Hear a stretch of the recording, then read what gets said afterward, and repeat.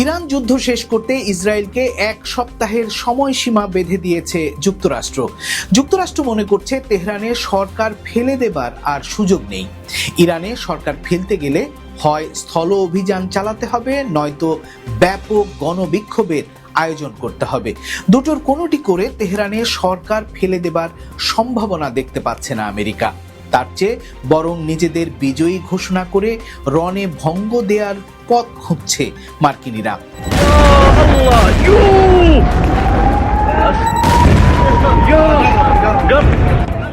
কেননা ট্রাম্প ইতিমধ্যেই বলেছেন এই যুদ্ধে তিনি বিজয়ী, আর ইরানেও হামলা করার আর বাকি কিছু আর অবশিষ্ট নেই। মিডল ইস্ট মনিটর তাদের এক রিপোর্টে বলেছে, ডোনাল্ড ট্রাম্প প্রশাসন ইরানের বিরুদ্ধে এই সংঘাত শুরুর আগে এ নিয়ে সুদূর প্রসারী ফলাফল নিয়ে কোনো গভীর পর্যালোচনা করেনি। সংঘাত শুরুর পরপরই এর সরাসরি প্রভাব পড়েছে জ্বালানি তেলের বাজারে, আর তা ছড়িয়ে পড়েছে সারা বিশ্বব্যাপী। আর তাতেই নড়ে চড়ে বসেছে আমেরিকার সরকার। চোখের বদলে চোখ নীতি নিয়ে আমেরিকা আর ইসরায়েলের সাথে মারাত্মক সংঘাতে লিপ্ত হয়েছে ইরান, আর তাতে সীমাহীনভাবে মধ্যপ্রাচ্যের তেল সমৃদ্ধ দেশগুলোর খনিগুলোতে হামলা করে দেশগুলোকে দিশেহারা করে দিচ্ছে ইরান। ইরান বন্ধ করে দিয়েছে তেল সরবরাহের রুট হরমুজ প্রণালীও। তেলের দাম ব্যারেল প্রতি $100 ছাড়িয়ে যাচ্ছে বিশ্বব্যাপী। ইরান হুমকি দিয়ে বলেছে, তেলের দাম ব্যারেল প্রতি $200 সহ্য করার ক্ষমতা যদি থাকে আমেরিকার, তাহলে তারা যেন এই যুদ্ধ চালিয়ে যায়। এদিকে আরেক ঘটনা ঘটেছে হরমুজ প্রণালীতে। সেই ঘটনা যদি সত্যি হয়, তাহলে তা হবে বিশ্ব পরাশক্তি মার্কিন যুক্তরাষ্ট্রের সামরিক মর্যাদার সবচেয়ে বড় আঘাত।